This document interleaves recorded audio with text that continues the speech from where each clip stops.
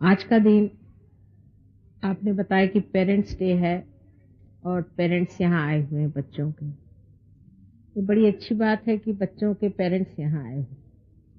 सहयोग क्या है और उसमें मनुष्य क्या क्या पाता है वो तो आप जान सकते हैं, लेकिन आज मैं आपको एक छोटी सी बात बताने वाली हूँ कि माता पिता का संबंध बच्चों के साथ कैसा होना चाहिए। सबसे पहले तो हमारे दो संबंध बन ही जाते हैं बच्चों के साथ, जिसमें एक तो भावना होती है और एक में कर्तव्य होता है।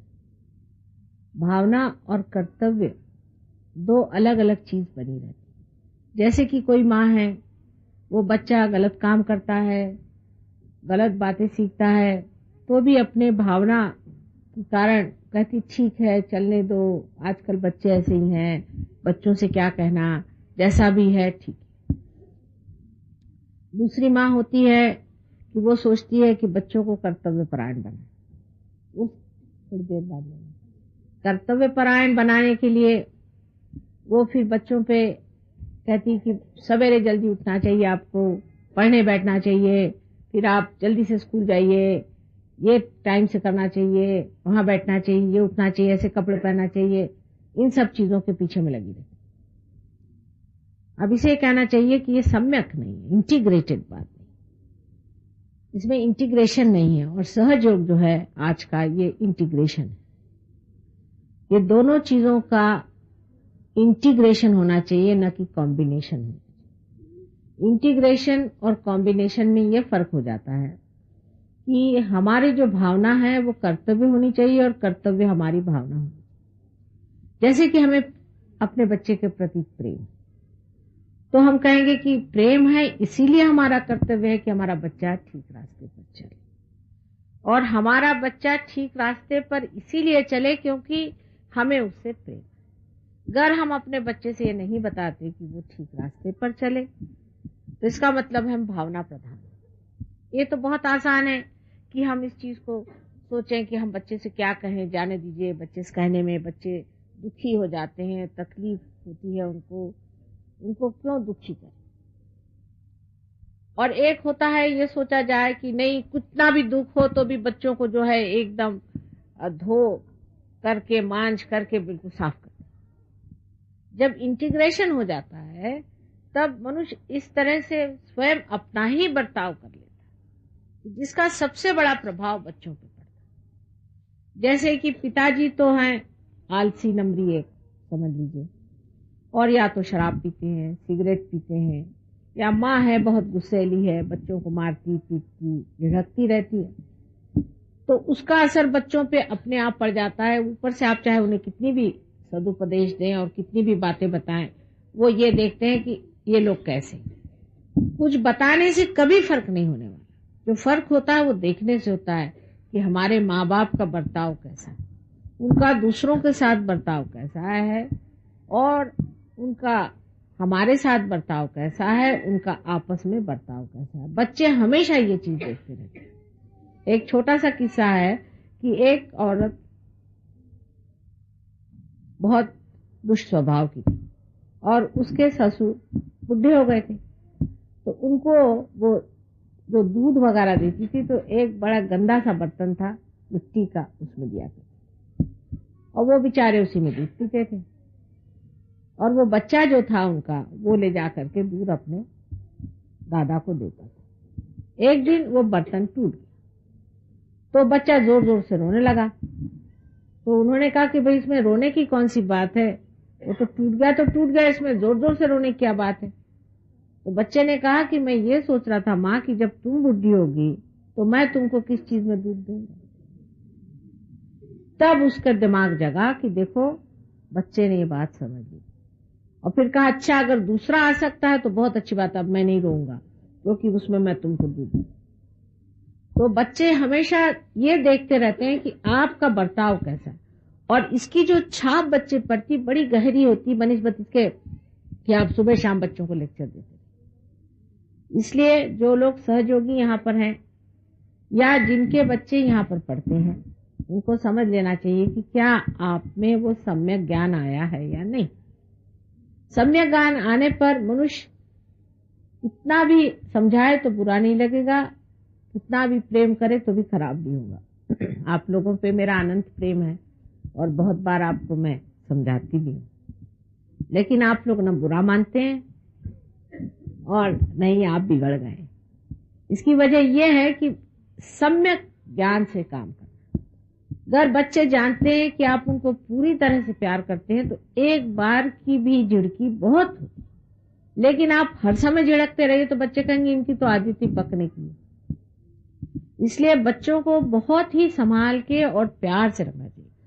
वास्तविक मैं तो यह कहूं कि प्यार ही से रखें, और जब कभी बच्चों में कोई दोष देखें, कुछ देखें, 2-4 बार देखने के बाद शांति से उनको बिठा करके और कहें कि ठीक नहीं। आपको आश्चर्य होगा कि आपका अगर उनके साथ सद्व्यवहार रहा तो वो इस घबराहट में कि कहीं इनका प्यार ना कम हो जाए, एकदम ठीक हो जाए।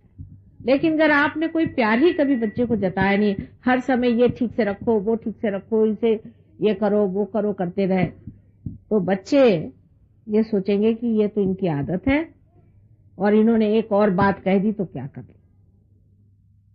तो अपना व्यवहार सम्यक होना चाहिए।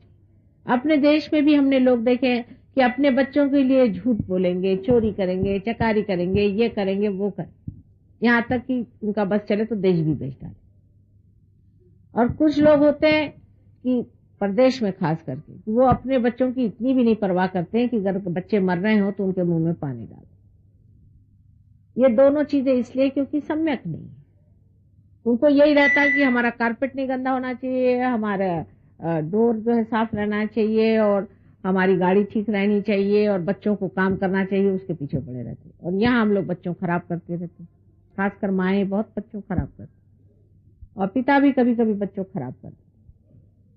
तो पहले अपने और देखना चाहिए कि हम बच्चों को क्यों खराब करते। इस कदर उनको प्यार नहीं देना चाहिए कि जिससे बच्चे खराब हो जाए, आपकी बात न सुने, मनमानी करें, या बच्चे ये सोचे कि हाँ ये तो हम इनको सब समझा लेंगे, ये तो अपने हाथ की बात। इस कदर उनको गलत रास्ते पे हम डाल देते हैं अपने अति प्यार से।